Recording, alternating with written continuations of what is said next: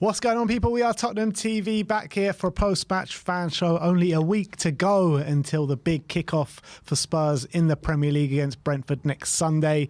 5-1 victory for Spurs today. I think it was, it was hard in the first half because we were playing really well, we were dominating the game, but we just couldn't find that killer instinct. But in the second half, that did all change. Ended up winning 5-1 with Harry Kane scoring 4 goals, which could potentially be his last game in a Spurs shirt, and Dane Scarlett pipping in with a lovely goal right at the end. And it was great to see Dane get on the score sheet, wasn't it? Absolutely fantastic. One finish it was on his weaker foot on the turn as well.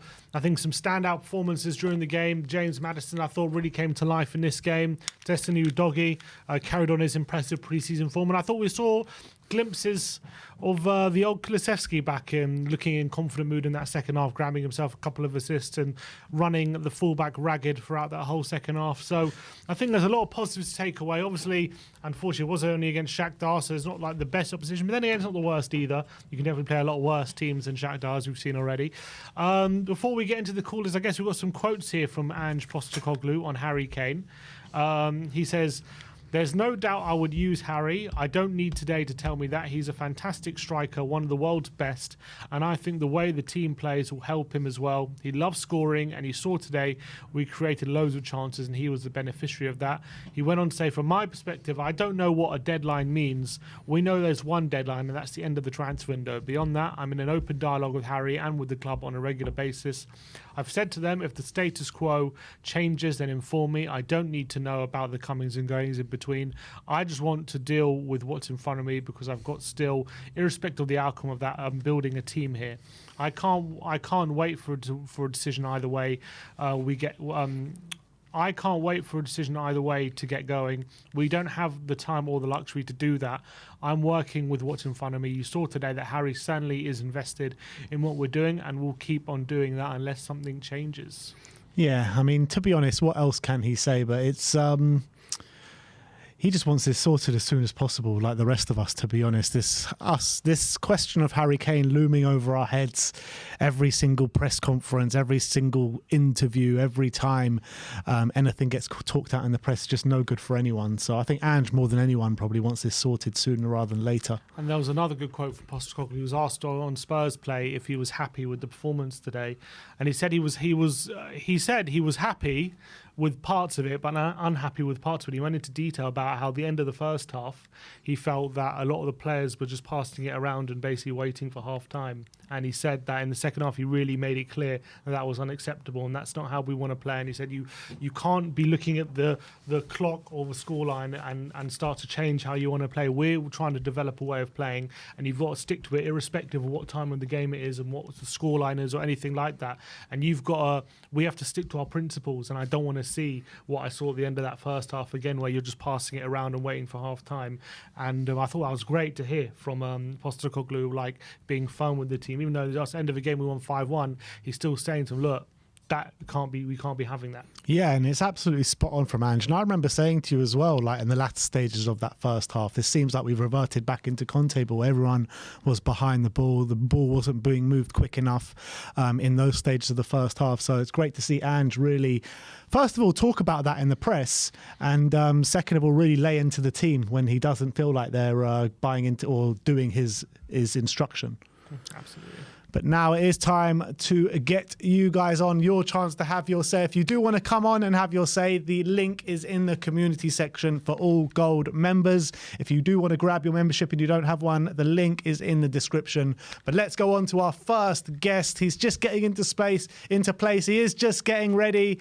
He's got another graphic on screen, which I can't really see what it is, but I'm sure he'll explain it to us when he comes on. He goes by the name of Ariane. Yes, Ariane. You're on mute. Am I still on mute? No, you're not anymore. You're good. How you doing? Fantastic. Doing great. Today's graphic, we have Dane Scarlett as the masterpiece. Come on, big up Dane Scarlett. Same at the bottom. Okay, look. Before we get onto the actual whole 90 minutes, that finish, I was so unfamiliar. I did not expect that whatsoever. I was literally just on the couch, looking at the TV, kind of half of my phone, because like the 92nd minute, I see the ball looped over by Kulusevski, and I see Dane Scarlett with his back to the goal. I'm like, yeah, here we go. and then I see him on the turn finish. I literally jumped. I was like, "Hello, what?" I had no idea that he had that in his locker. But man, what a finish! Ariane, who needs Belize? Who needs Gift Orban? Who needs a Harry Kane replacement? We've got Dane Scarlett, and they don't call him Diamond Dane for no reason. What I've been saying this whole time, you guys know every time I say Dane Scarlett, right? Totally. I come on here, I scream about Dane Scarlett. I've never mentioned Richarlison. I've never mentioned Harry Kane. I've never mentioned never at all. Never, ever. I wouldn't. I would never.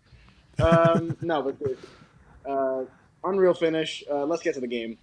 I think that was against probably the best opposition we've had all season in preseason.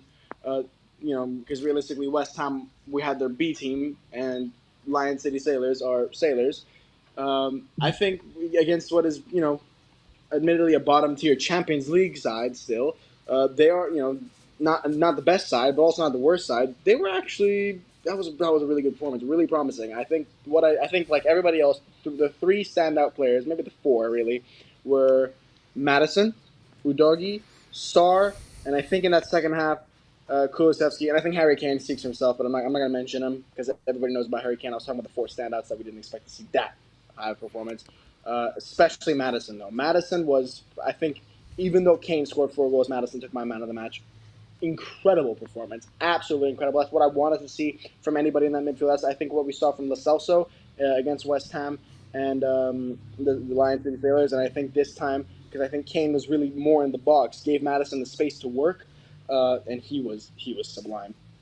Yeah, we're really starting to see what we bought Maddison for. And, the first couple of games from Maddison were, a bit lackluster. But in this game, we really saw what he's about. And it made, I think, all of us really excited to see what can come this season. But in terms of the way we're playing in the first half and the way we're playing in second halves, I mean, what is that down to? Why do we just can't get to grips with things really in the first half, where end product in the final third seemed to be a bit missing? 2023 second half FC. I don't understand it. With Conte, with Postecoglou, it's been a thing. I think. Well, I don't know. The halftime speech at the end of the day is going to, rile up players. That's one way to look at it, because you always have, like Ange, in the last 5 minutes, I think we dropped off. I'm sure he went in there and he said, "Look, you need to step it up. You need to step it up. You need to step it up." And we ended up just conceding barely on that line of halftime. Before halftime, even though obviously the second half again was a much better performance, I don't think we started that half necessarily poor. I don't think that half was poor up until the last 5 minutes. We could have scored about 9. Madison could have scored like 2. Kulusevski, if he could finish, could have scored like 2. Kane, I think, passed to Udogie at one time, which made no sense. I was screaming at my TV because he could have easily shot it, and I know Kane can finish that, and he gives it to Udogie on the turn. There was a lot of chances where we could have. Sarr, I think, had one where the keeper saved, or had 2 of them. There was a bunch of times where we could have scored, and we just didn't.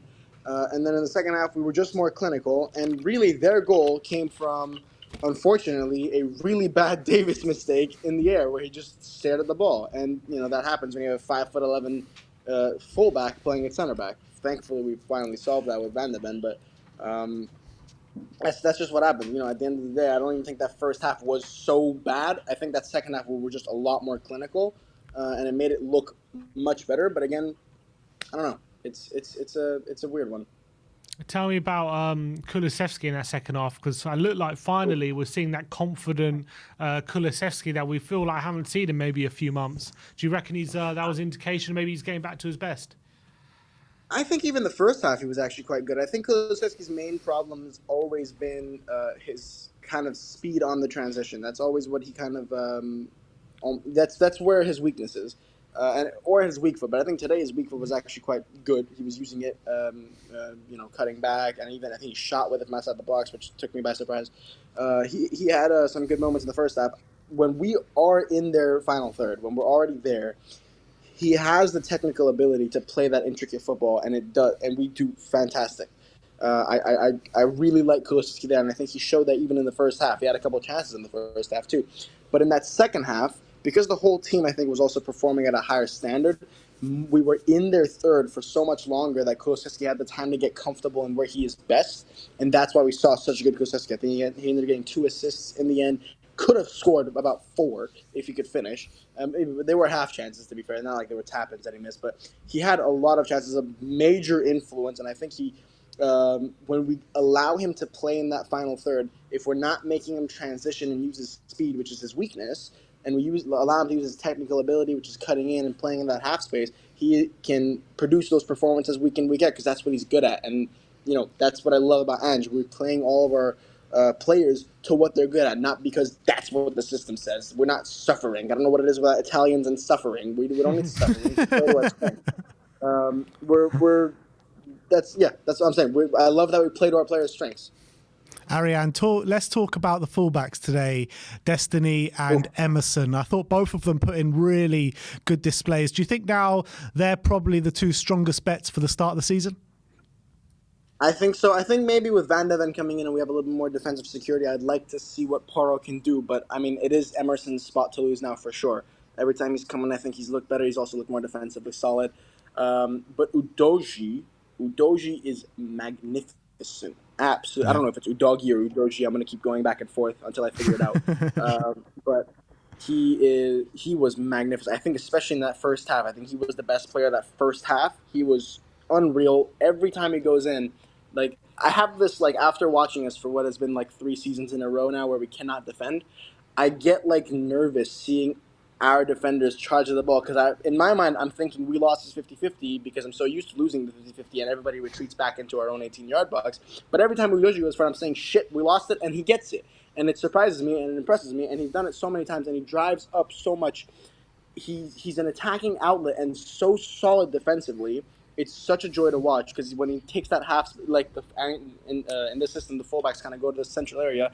He wins that ball, like the aerials. I think in the first half there was one where the ball flew up. There was a Shakhtar winger like right next to it, and Udogie made this like challenge in the air where he like took a touch, and it like kind of I don't know if you know what I'm talking about, where the ball comes in, you take a touch and the ball goes like back and forth because it has so much spin on it. He took one of those, went down to the middle, passed it, and I was just in awe, because I hadn't seen that happen to like a Spurs fullback ever, because we charge for the ball, win it, and go to the middle, and keep the ball, and go on to attack. I think Udogie has such a he's such a talented player, and he's like, what, 20, 21, 22, whatever it is. He's so technically capable and so defensively resilient. Like, I'm so comfortable playing him the whole season. I just really hope he doesn't get injured, because he was so good at everything he did today. He was probably my second best player of the match today. Like, if we're not counting Harry Kane, because Harry Kane's Harry Kane. But Maddison and Udogie, like I said, 2 absolute standouts. Oh, we'll talk about Harry Kane. Is this the last we're going to see him in a Tottenham shirt? I don't know. I think we got to add 20 million to the price tag after that one. Yeah, I think so, Ariane. Look, 5 million a goal. Right, exactly. That's what you get for Harry Kane. I mean, that's basically what they're paying. 500 million. They're going to probably get about 5 million a goal, given how many he scored. Look, what's your prediction? I think I don't know if you can, because with Levy there's 2 things, right? I think Levy is battling with us right now. If he sells, if the conundrum is convince Kane or sell Kane, selling him would be an admission of defeat that I know I can't convince him, because I know the project's going to fail, right? Or that he thinks that there's a higher chance that it does. If it's Kane that wants to go regardless, then, and we don't know that, I think that would have been out in the media. But more in the media is that, Kane would stay if he convinced or whatever. So I think there's kind of been, wherever that info's come from, if it's come from Kane's camp, that's an absolute masterstroke, because that puts all the pressure on Daniel Levy. It's, do you believe in this project? Will you back yourself and keep Kane and invest in the team and make sure you can convince him? Or do you not take that bet and you cash in and try to invest back? I almost feel bad for Levy, and I don't often feel bad, because he's damned if he does, damned if he doesn't. Because it is 100 million at the end of the day, 120 million euros, something. I don't know. None of us will ever know the exact number, but it's in that range. And it's a tough one, because he has 1 year on his deal, and you just don't know if Kane will sit at that negotiation table and stay, or if he's going to go. And I think from a business perspective, you want to say he's got to go. I think objectively from a business perspective, you take the risk assessment test or whatever. 30-year-old, 1-year deal, 100+ million. You got to take it. And I think Danny Levy, at the end of the day, is a businessman, and I think he's going to take it, even though, Jesus Christ, the dogs again. Even though, yeah, it's a tough one. No one wants him to go, but I think he's gonna. That's my guess. And, there were a lot of positives to take today, but in terms of the negatives, defensively, we looked a bit all out at sea at times again today. I mean, it seemed like all it took was one ball over the top and we looked like we were struggling at the back. I mean, are you worried going into the season? Do you think we're ready? I'm not even a little bit worried because firstly, the only goal they came from that they got was winning an aerial duel against our shortest defender, right? Which isn't even a center back, which is Davis. So there's that. Second of all, a ball over the top and a counterattack is exactly what happens to teams like Man. That's what you get when you play a high line. And with a player like Van de Ven, who is rapid, ridiculously rapid, I think we have plenty of cover in that. Udogie as well, even Romero, he's not very slow either. They're all quite fast players. I think we have the personnel now. Hopefully we can get the depth of personnel, which is my only worry. Because if one of them gets injured, then again, things might get sticky. But I think that's every system of play has its downsides. And if you're going to want to play this front foot football that, Man Cities and Arsenals and all, this modern kind of play that they play, you have to concede that. And, sometimes you're going to do what we do to Man City every season. You're going to lose those games even though you deserve to win. That's going to happen. But most of the time, teams are not good enough to consistently counterattack and beat you. That's the reason we've never been consistent for 3 years, because we've been playing this attacking terror ball, but it's not consistent, and it will lose in the long term. On the contrary, possession-based football where you're on the front foot, yes, you're going to concede the odd goal and you're going to lose the odd game, but in the long term, you're going to have more quality than the other side, and you're going to win. And you have to make that trade. I'm not worried. I think it's a negative of just football, and I think we have the personnel, as long as they can stay fit, to deal with it most of the time. I'm quite confident. I think we're ready. I think this performance was a very promising final, because I think it's been kind of known that the Barca game is really just more of a practice game. They're not, because it's like the Premier League's right after. They don't want to waste too much of their fitness. I think this was really the final preseason game.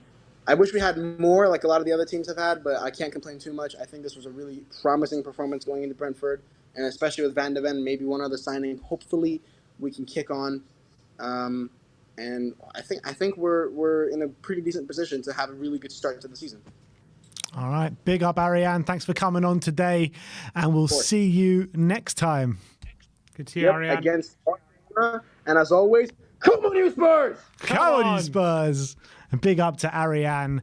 And you know what, with Van de Ven, how you're looking at it now, I mean, you're really starting to see a first 11 really start to take place, to take shape now, with not that many weaknesses in that starting 11. Yeah, I think it's a good 11. I think it's a good team, especially when you slot Van de Ven in there. And obviously we have a big squad, so there's a lot of players that we still got to get rid of. I think there's still a lot of, figuring out to do for Ange. Yeah. I think during the season you might see a lot of changes, but looking at the 11 today, and you just slot Van de Ven instead of Davis and Basuma instead of Højbjerg, it's looking pretty solid. Yeah, absolutely. It's pretty solid. And Ramsdale, we've got the Arsenal-Man City game on in the background. Ramsdale just making a save from a header there. We'll keep you up to date if a goal goes in at Wembley. But let's go on to our next guest, and he goes by the name of Ross. Yes, Ross, how you doing, my friend? Doing pretty good, boys. Good to see you again. Yeah, good to see you, man. And Ange ball today, what did you make out of it? 5-1 against Shakhtar. You happy after today? Yes, I am. Very much so. Tale of two halves, as we've seen so many times before. But that second half just really kicked on. You can really see what they can do. And, I mean, how about our Lord and Savior, King Harry I? I mean, I really want him to stay, because he could probably break Shearer's record this season. I mean, the opportunities how many goals he's going to get. I don't know how many goals he's behind now. It's not much. 40. Yeah, something like that. Yeah. You reckon he can break it this season? If he gets 4 a game. Yeah, I mean, that's it. I mean, because what does everybody know? the haters, the people that love him, everything. You get him the ball in the box and he will score. And with a guy like Madison back there doing that, I mean, it's you just it could really be something special, I think. Yeah, and in terms of Harry Kane, obviously it was today evidence of how reliant we are on him right now, or was it more evidence of us creating good quality chances for him? And if you put another striker in there, they'll still also be probably scoring a few goals. I think it was the chances created. I mean, look at Madison. I mean, Madison, he looked like I thought I was watching the NFL. I mean, he looked like a quarterback out there, just getting that ball in there like a quarterback would, setting up Kane. And I mean, how long have we needed someone like that? Harry's had to drop back and play that 10 role, all the time. And now we got somebody that can get the ball to him, and that's what we need. He can just get up front, be that 9, and just finish those chances that he gets put into him in the box. Yeah, you mentioned Madison before, and it's the kind of first time in a Spurs shirt where we really see what he's actually about. I thought it was an unbelievable, unplayable performance at times today from Madison. Tell me your thoughts regarding him. Oh, yeah, great. I mean, everything. I mean, he's just so good with the ball, so good with his feet. He just that link up, that connection. It's not all on Son and Kane anymore to create everything. Which can they do that? Yes, but it's not really their game. Where the guy like Madison, that 10 role, he can just be in there, play those balls in, keep the ball alive, and really set those guys up. And it's really refreshing. Oh, where's he gone? One sec, Ross. Oh, he's back. Oh. He's back. I'm I don't back. know what happened. Don't know what happened there, Ross. Don't know what happened there. But another player who we haven't really spoken about too much today is, two of them, Pape Matar and Pierre-Emile Højbjerg. Do you think that they made cases to start against Brentford today? Yeah, Matasar, Paper Matasar boy is what I call him. He really made a really good impact today. I mean, that kid's just got so much raw talent. He just needs to just put it. If he can put it together and be consistent, he could really be something special. I mean, that one shot he had. Oh man, I mean, that was just an incredible save by the keeper. I thought that was going in, but that just gives you an idea to his quality. And it's nice to have that. I mean, our midfield. We've been basically playing with a hole in the middle for so long, and it's nice to have those quality midfielders in there.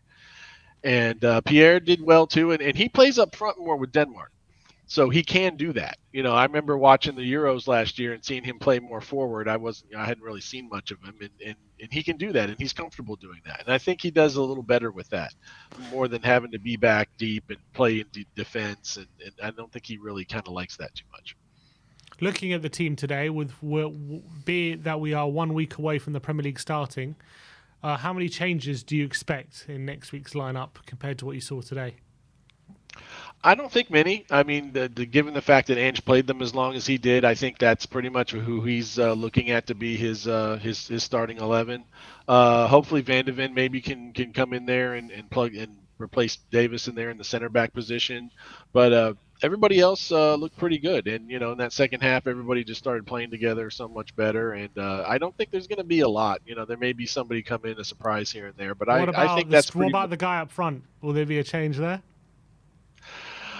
I don't think so. I think he stays. I really think he stays. That's just what I think about. But again, I could be wrong. Been wrong before. But I'd love him to stay. I think Bayern haven't done them any favors with the way they've played this.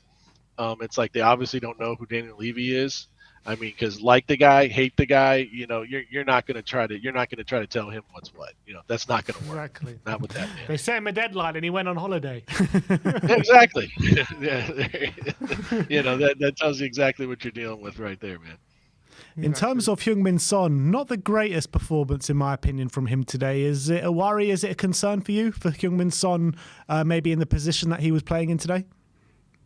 No, Sonny's one of those guys I never worry about. I mean, he has his ups, he has his downs, but, he always comes through, as I say all the time, form is temporary, class is permanent.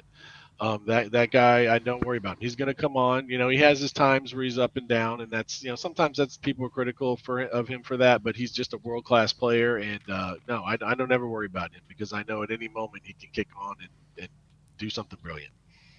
All right, so all in all, very much looking forward to the new season. A week away today, but we have conceded. We conceded 3 against West Ham, 1 against the Lion City Sailors, and 1 again today. With all of them pretty much poor defensive errors.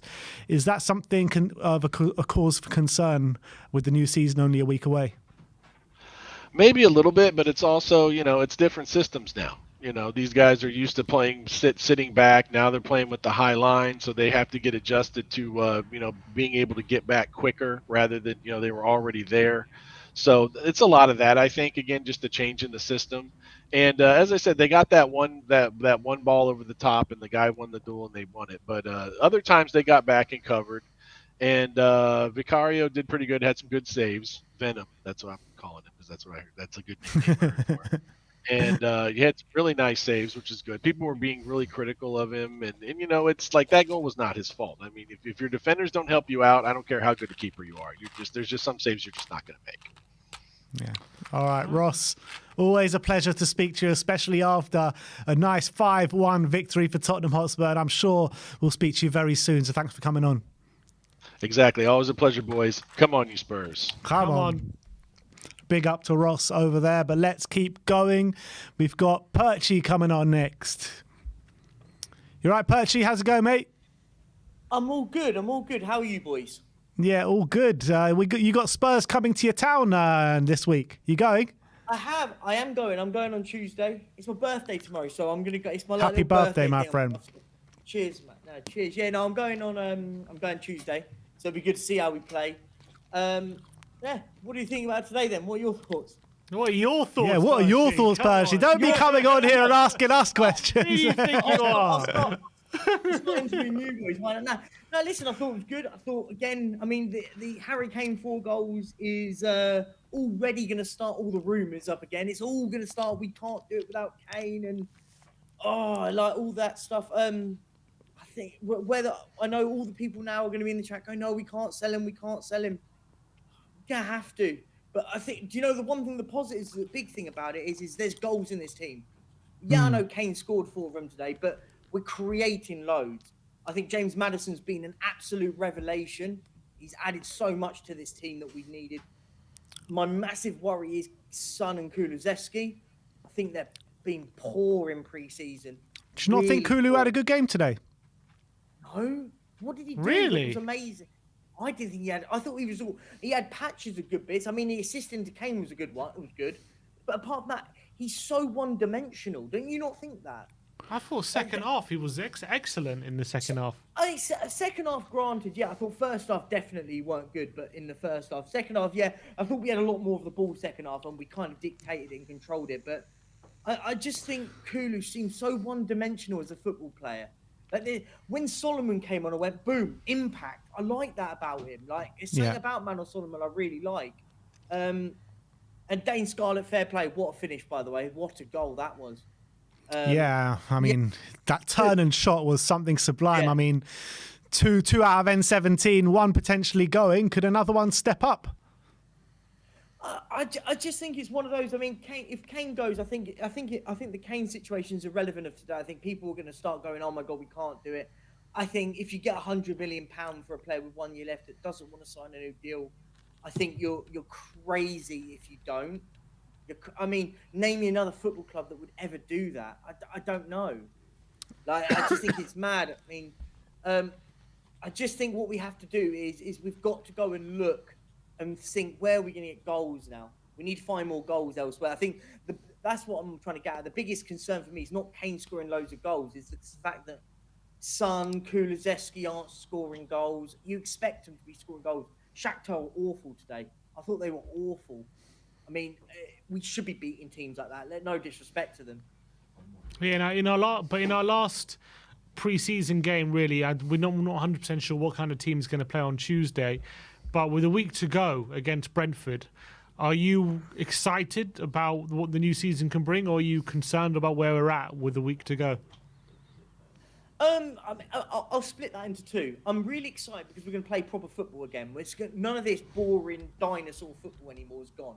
We're going to play football properly, attacking football. We're going to score loads of goals with or without Kane. We're scoring loads of goals this season. biggest issue, though, for me, the bit I'm worried about and very pessimistic about is our centre halves need to be sorted. I want to see Van de Ven on Tuesday. I really hope he plays against Barcelona because we need to really look into that. I think Davis is poor. I think Romero is still the jury's still out on Romero. I'm not massively sold yet on him still. I just worry. I mean, he makes so many rash decisions that worries me massively. Don't you not think that? I think there are those decisions, but I think if you take that out of his game, then you could potentially take the fire out of him, especially with the aggressive nature of how he likes to come forward. But I'm a massive fan of Romero, to be honest, and I think that all he needs is a good centre-back to come that can complement him really well, and potentially Van de Ven can be that guy. And do you not think that... Of course, I hope, but I think with the attributes that they both have, I believe that they can complement each other well. But when you're looking at the shape of the team now, with Emerson on the right, Udogie on the left, Van de Ven and Romero in the centre-backs, do you not see like a proper 11 starting to form now? No, that's a great point. Yeah, no, I do. I'm starting to see the mould. The one key position I think we're really crying out for is number 6, a real proper defensive midfielder. Because I love Basuma to bits. I think he's going to be the one we build our midfield around. But my massive concern on that part is, the only worry is I think he's better as a number 8, box to box, getting the ball, travelling with it. He's so good on the ball. I think you're limiting him if you play him as a 6. He can play it.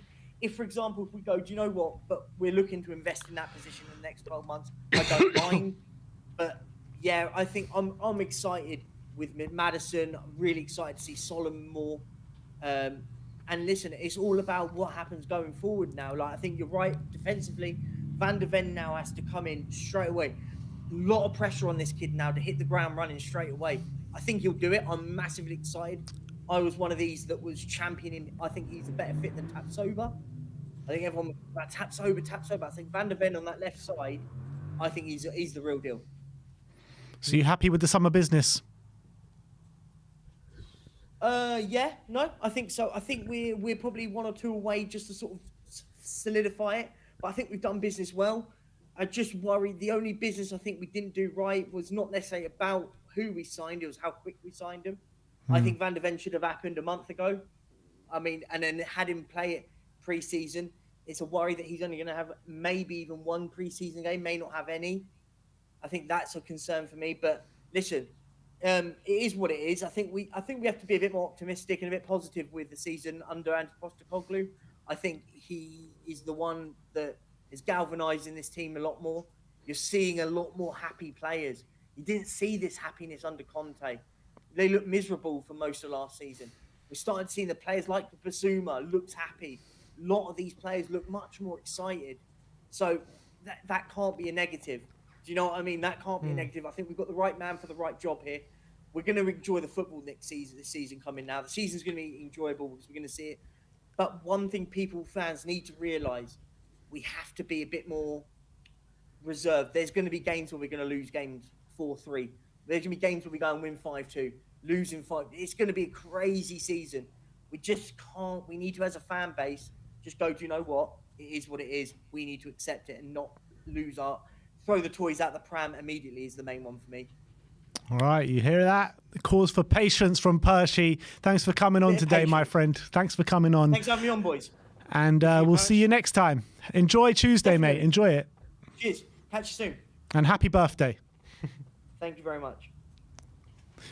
And call for patience from Percy. I mean, quite spot on, right? I think that's what we need. You know, it's Ange's first season. It's going to take time to build this project.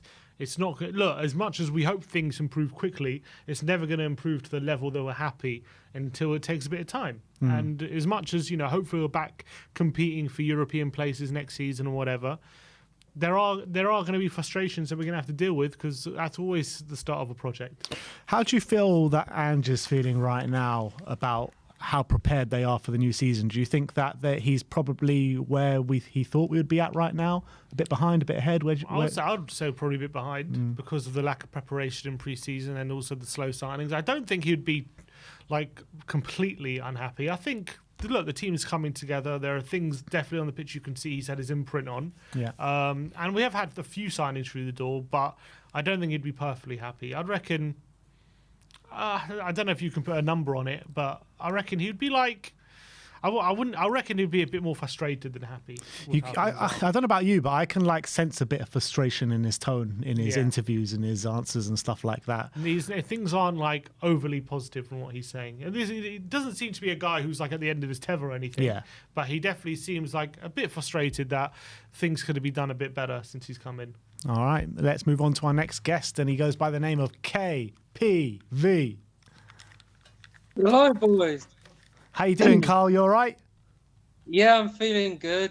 Yeah, just been chilling and watching a game, but now I'm watching the, you know what, Shield, but the Community Shield. Still 0-0, no goals, but yeah, great win. I take 5-1. I said 7-1. You didn't see the super chat. You didn't read my super chat, cheeky sorts.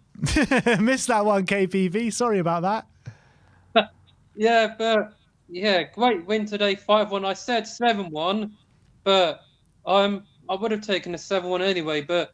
And the last time Kane scored 4, was against Leicester when we lost the league in 2017. So it was away. We won 6-1 there. So that was the last time we got 4. But do you remember the last time we played Shakhtar and what the score was? No, mate. Take it away. Come on, get it right, KPV. Take it away, Ben. Just tell me, man. We lost. I think we lost 2-0 in the first leg, and we drew 1-1 in the home leg. Correct.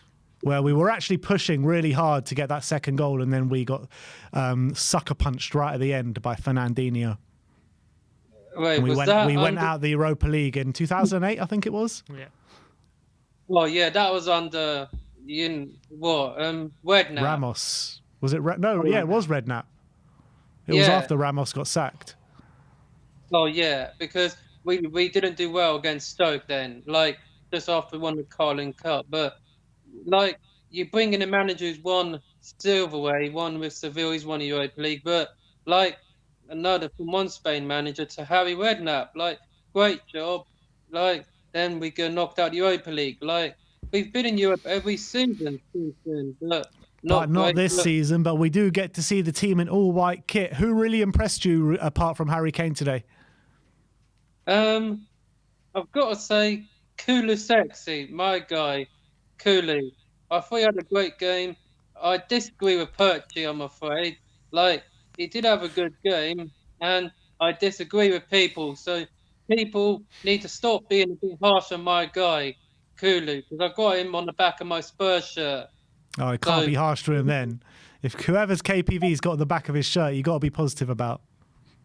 Yeah, give him time, man. Like, we just bought him permanently from Juventus, who I heard they've been kicked out of the Conference League. Like, they will not be in Europe because of what they've been doing. So, yeah, like, they're gonna lose their best player in Bonucci. So give us Bonucci, man. Bonucci and Romero would be a great partnership. Bring Bonucci in. Jeez. All right, KPV, tell me about Harry Kane. Is he staying or is he going?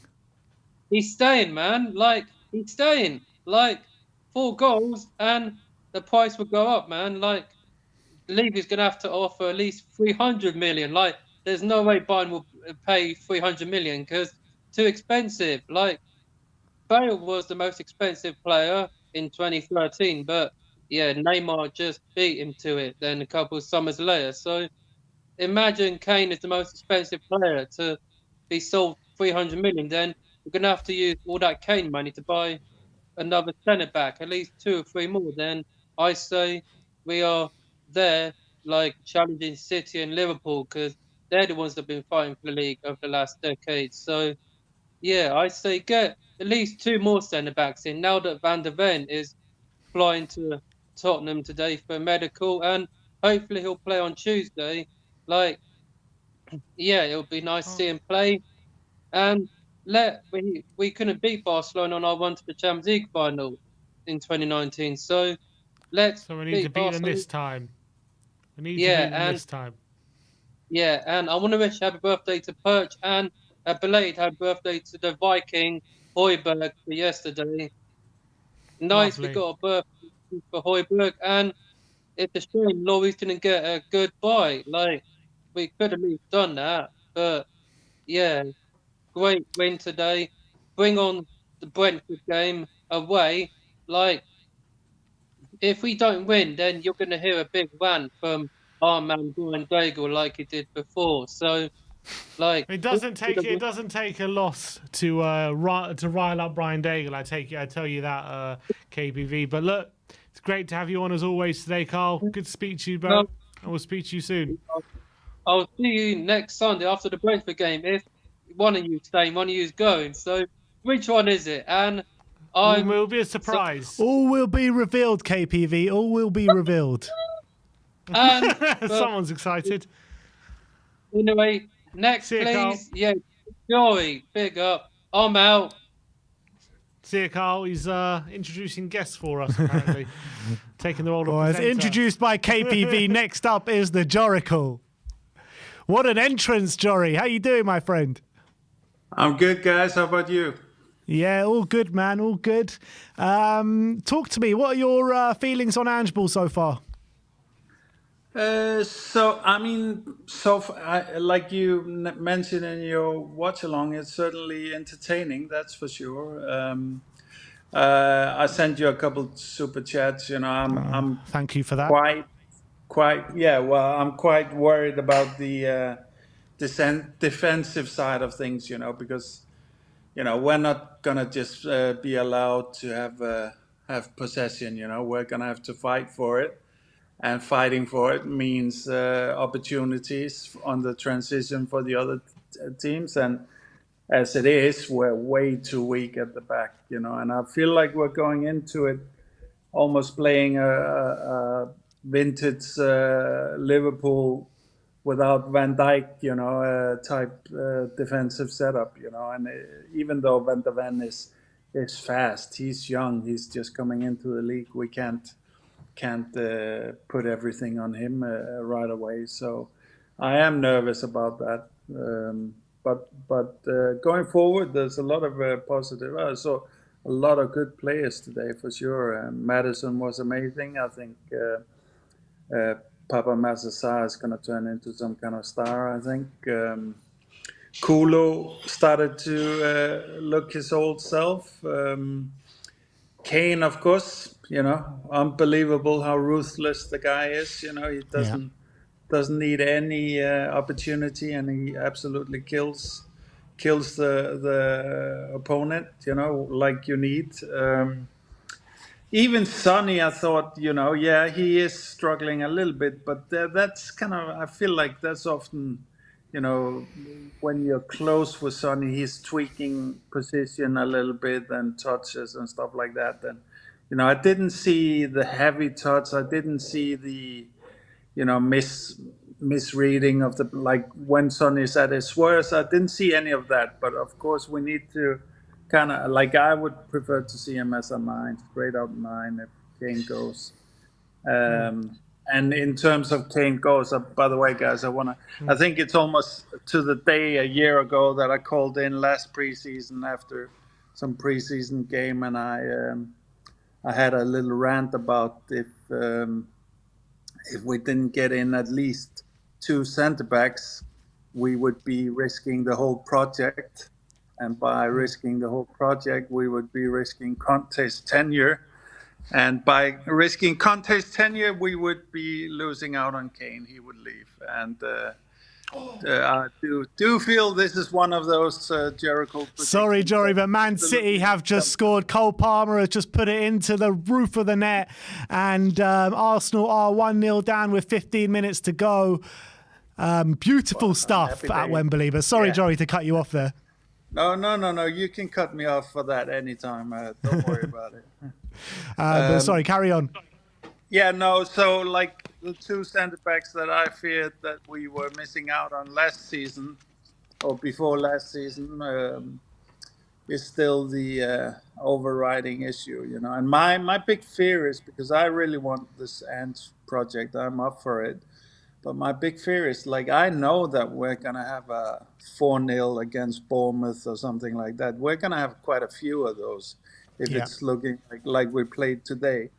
And I really don't trust this fan base to keep his head. I'm pretty sure, and like I know the board is not gonna go out on a limb to protect Ants. Ants is an easy fire for the board, and that's what worries me the most. And especially since we've not bought, like, even though we've bought too little, we've bought pretty good players so far, I think. So But Joey, yeah. can you not see at least a starting 11 really starting to come together now at Tottenham with Van der Ven and Romero at the back? The two fullbacks I think that started today are probably going to be the fullbacks that start at Brentford.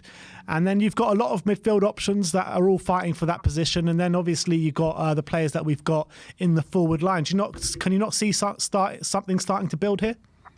Yeah, for sure. And we have that 11, but if we just take the back line, you're going to be relying on one of the backups there at some point. At most of the season, we will have some backups in that back line, and those backups are not good enough defensively, in my view. So in my view, we really should get a Tapsoba in as well. We should get a Tosin or something as well, because it really, once again, I mean, it's easy to say, but the truth is, the more, and we've talked about it, the higher the line you play, the more world-class your defenders really need to be, and the more Correct. pace and the more ruthless and so on. And we have, maybe with Van der Ven, we have two centre-backs like that. If we're lucky, if it turns out that Van der Ven is everything we're hoping for, then we have two guys like that. And in terms of the fullbacks, if Emerson, if we have to rely on Porro, he's not nearly good enough defensively. What I really like about Emerson as well, and you saw it today, is that when he's playing forward as well, he plays with a little bit of risk management towards losing the ball. He is aware of where he can lose the ball and not lose the ball. That is, whereas Porro can lose the ball in absolutely brutal positions, and we don't have anybody to cover for that. So for me, Emerson is definitely the starter. Udogie is, of course, a star in the making for sure. So he looks amazing. I mean, we've seen little of him, but the way he comes into the team and the confidence and just the way he attacks the whole game. There's nothing that's like a young debuting player about him. He's like a veteran player already. So Yeah. that's great to see. But yeah, no, I think the plan is good. The problem, of course, problems always. Do I trust Levy and the board to do what's needed for this project to succeed? Not really. I think I'm kind of hoping that they're gonna do it now, at least, to get it off to a start. But for me, we're setting ourselves up for failure if we don't get another centre back in. At least, for me. So and also like the secondary fullbacks is also a little bit of a problem defensively. Not going forwards is all right, but defensively is a little bit of a problem. Yeah. How do you think Ange is feeling? A week before the season starts, do you reckon he's confident where we're at, or do you reckon he's a bit worried about the start of the season? I mean, I don't know. I don't know what Ange knows ahead of time or whatever. But you can imagine, coming into a club and getting off to the start that you did, and then you go on a preseason tour that we've just been through, which is clearly all about marketing and a very little football value in it. And then you go through the whole Kane and centre back situation. I would be definitely losing confidence in the backing. I also think that Ange is always he's the type of guy that's always gonna make the best of it. but that, and that's maybe why he's here, is because he will be that guy, but we the fans, we don't want to make the best of it, even though we might be patient and not demand silverware right away. We of course want to see progression to something, not just into top 4 or top 5 as it is now.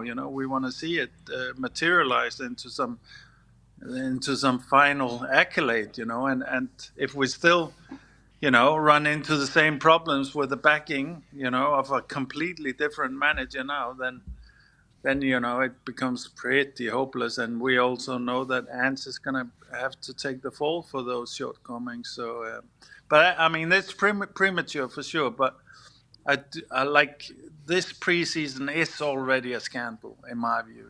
The lack of what we've been doing with the centre back. We will have no preparation of our back line, our final back line. Maybe one game, that's it, and 1 week of training. That's scandalous in my view. The fact, if we're selling Harry Kane and we're doing it at this, for me also, that's also scandalous, because how's Ange going to be building a team or an offense without Kane, and that decision is only in house a couple of days before the season. That's a huge kind of lopsiding of the whole squad. So I do think whatever Penny Levy is saving on wages and haggling over, he is absolutely throwing pounds and pounds overboard in terms of football value, in terms of what we can achieve if we do it the right way. And for me, like I said, it's good to see that because I didn't think Shakhtar played that badly, to be honest, and it's good to see that there's some really hungry players that seem to be quite fit as well. I'm happy about that, but I also see there's a lot of squad cohesion that still needs to be worked on. And we're almost like completely reinventing a whole team, So we actually needed more time this preseason than normally. So I'm unhappy about that, but also I have the patience for a very slow start. I can imagine we'll have some really hard knocks the first half year here, but my only hope is that Ange and the fans will show Ange the patience that's needed now. Yeah. I don't know about you guys. I mean, how do you feel like just Brentford? It's going to be a brutal game. If we play like that against Brentford, I see 2-3 goals at least from coming from Brentford, right? Yeah, I mean, they're going to hassle and harry us, and they're going to be very much of a much different proposition to what we faced already this pre-season. So I do worry for us somewhat, but I'm hoping that our attacking intensity can maybe see us through. But that's also the other thing, guys, is are we so surplus in that area compared to the top 10 in the Premier League? I mean, we've seen teams that kind of sit. Yeah, I mean, are they gonna let us dominate in this way? There's a lot of teams that do a lot of running, are very physical, and are they gonna just let us? Like the 2 teams that we have met have been sitting back, really. Yeah, it's true. It's true. Yeah. Look, Jory, it's a work in progress, and it might not work for right at the beginning, but I think they're going to need time to get to real grips with the way Ange really wants to play. So I do think, I have said it all along, I do think early on you might see a couple of times that we do get pounded. But so we're looking at the first 2 months being actually the actual preseason, maybe for us. Yeah, because you look, we're playing Arsenal away in the first 4 or 5 games of the season. I'm really worried about that game. Really worried. Yeah, I mean, if we go into that game like this defensively, it's kind of, and that's do we think let's say it's a blowout, like 4 or 5-0 against Arsenal? Do you think Do you think Ange can survive that? I'm not sure. Oh, 100%. I think Ange has got to be given time, no matter what. You think so? Okay. Yeah, he won't get sacked in the first half of the season, I don't think. Well, I at least you have more faith than I have in that. I hope you're right, guys. I hope you're right.